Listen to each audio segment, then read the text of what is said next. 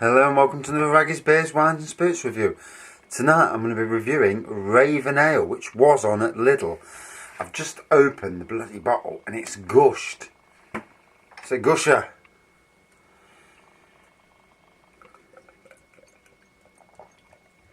Sometimes you can do without. There's a time and a place for a gushing, you know. It's not over my little TV round the corner of my game consoles. So, right, there's the beer. Nice amber pour, white head, lots of carbonation, lots of lacing. Bloody scruffy beer. So, it was on at Lidl a couple of months ago, I think. Raven Ale is a classic bitter, complex and rewarding whilst remaining refreshing and easy to drink on any occasion. 3.8%, so not the strongest of beers. From the Orkney Brewery. The classic is a golden coloured ale with an intense grainy nose, rich and fruity on the palate, with a lingering hint of hop in the finish. Yeah. Pisses out all over my TV, you know. Anyway. Right, I do apologise for that language, you know. I'd rather they didn't just gush out. You know, when you're ready for it, you're ready for it. But I'm definitely going to have to get another tin opener out here. Just so if they do gush, I'm ready for it. So, lovely.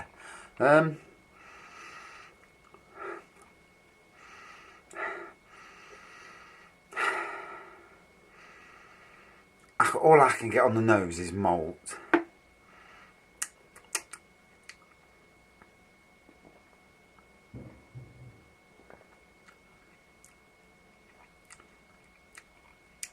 Maltiness, like a fruit cake in the taste, and it's a 3.8%, so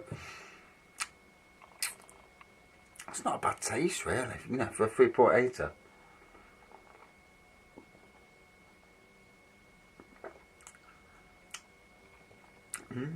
Very different. I'll read a couple of reviews. This one's 2.7 out of 5. The average reviews were 3.11 out of 576 ratings. So somebody here has given it a 5 out of 5, and it's got 310 ratings as well. So it's not not a one-off. Bottle pours hazy golden colour with white head. Aroma is mild, caramel, floral and apple with faint spice. Palate is light-bodied, high carbonation, fine bubbles. Taste is hay, bitter, biscuit, apple and bread. Finish is dry, grassy and slight pine. Similar to a lager, high carbonation, faint aroma and taste. And yet he gave it a 5 out of 5, which is strange because he didn't really sell it to me, you know. Another one, 3 out of 5. Translucent dark straw colour, foamy and persistent beige head and lacing. Aroma of pale malt, sorrel and honey. Taste of pale malt, honey and grassy hops. Medium low bitterness is hanging on. Last one, 3.1 out of 5. The looks of the beer are fine. The colour of the beer is a nice golden yellow approaching amber. The beer is absolutely crystal clear. Yeah, most commercial beers are, let's be fair. On top of the beer there is a frothy layer of white foam. Foam retention is average. A nice drape. Oh my god, this bloke goes on for ages. Oh, I'm not reading that.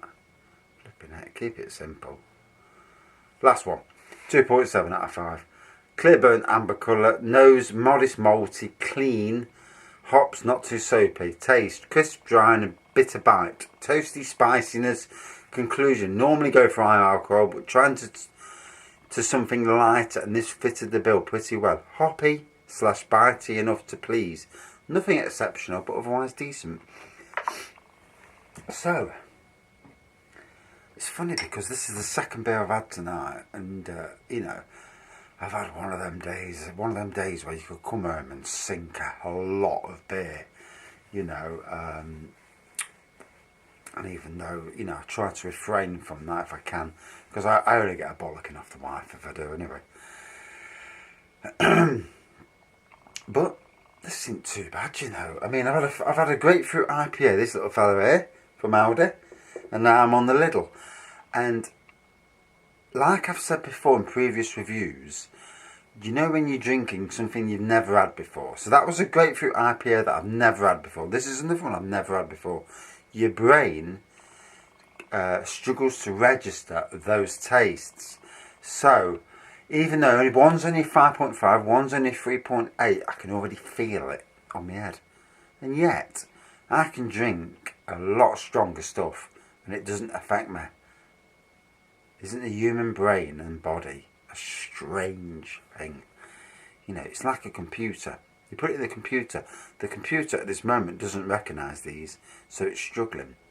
And it's overloading the, you know, like you know, you're getting drunk receptors, whatever. I don't know how to put it properly, but it's amazing how, you know, 2 newbies can go to your head quicker, and yet you can drink 6 pints of something that you've had before, and it doesn't affect you.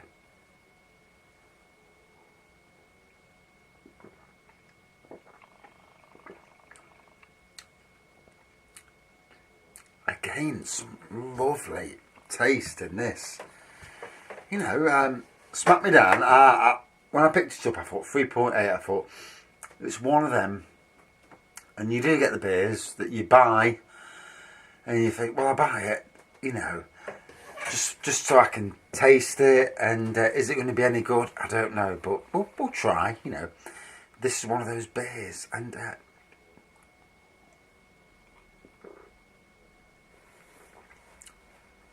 fair play. It's not actually a bad taste at all.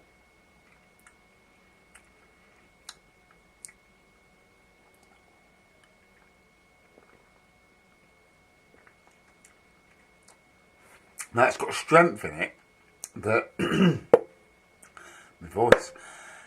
It's got a strength in it that you would associate with a 5 or 6% beer, you know, and yet this is only 3.8.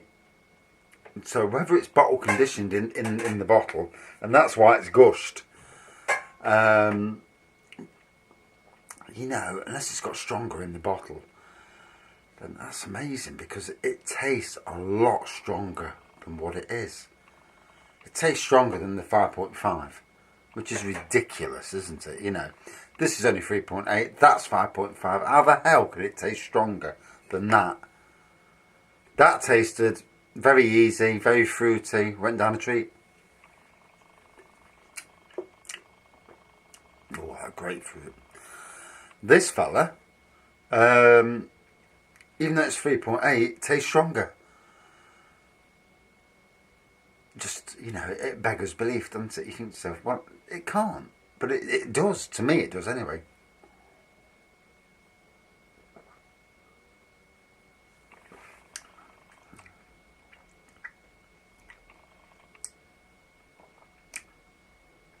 Maltiness, dark fruit. It's this is a real it's actually quite a pearl of a beer, you know. Mid Golden Ale is a complex mixture of toasted and biscuit-like malt aromas with spicy, resinous hop tones. On the palate, the complexity continues with the biscuit malt, I think that's what it says, and citrus fruit flavours. Spicy citrus fruit flavours. So yeah, that fruitiness and that, and the malt make it appear stronger than what it is. I mean, it's certainly hitting me. I can feel it, you know.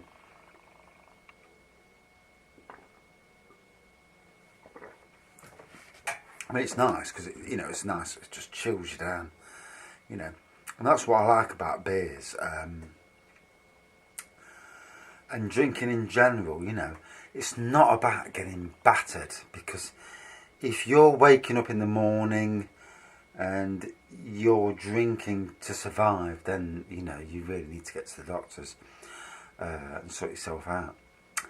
If you get home at night after a stressful day, and let's be fair, a lot of us are in jobs, most of us probably are in jobs that we either hate or that's stressful in whatever way, you know.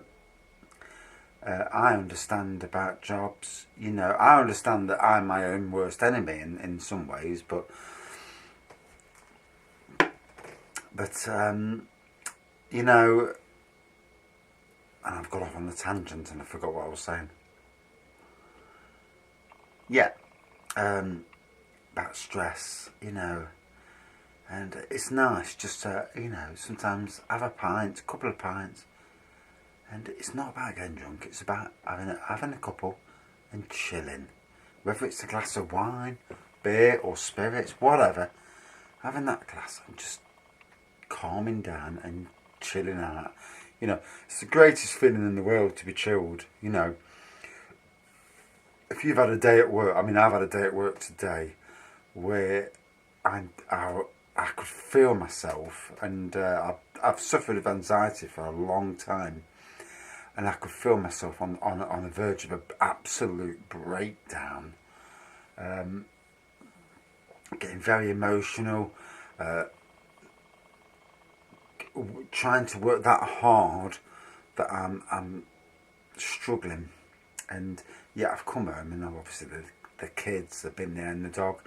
And I've watched the film and I've calmed down.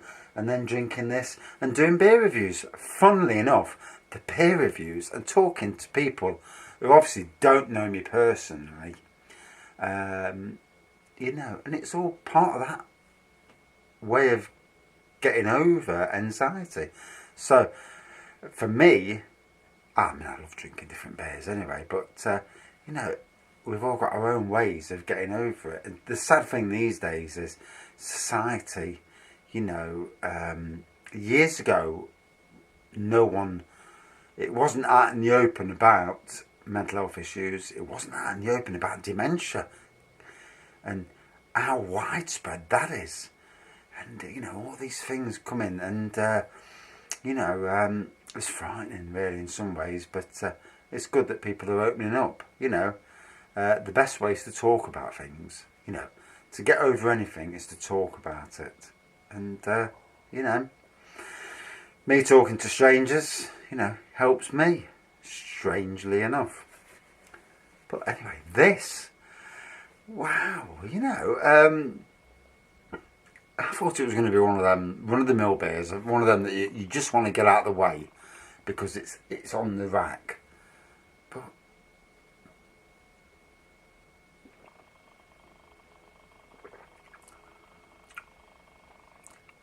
I mean, it's not a top 10 beer, but it's a good beer.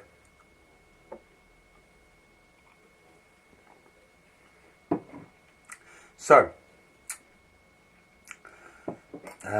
nice golden amber pour, lots of carbonation, lots of lacing, bloody frothed up everywhere. So obviously, you know, maybe it's bottle conditioned, I don't know, or maybe this one has bottle conditioned. It happens, it can happen. Malty aromas, fruity tastes. A really nice beer. A beer that is only 3.8%, but tastes a hell of a lot stronger. Whether it's because I've already drank one of these and then gone on to this, and both being new beers, it's affected me more. I don't know. You know, but amazing. So, and the bloody length of the review. Out of 5. I'm going to give it a 4.5 out of 5. That was actually a gobsmacking beer. Wow. Thanks for watching. See you soon.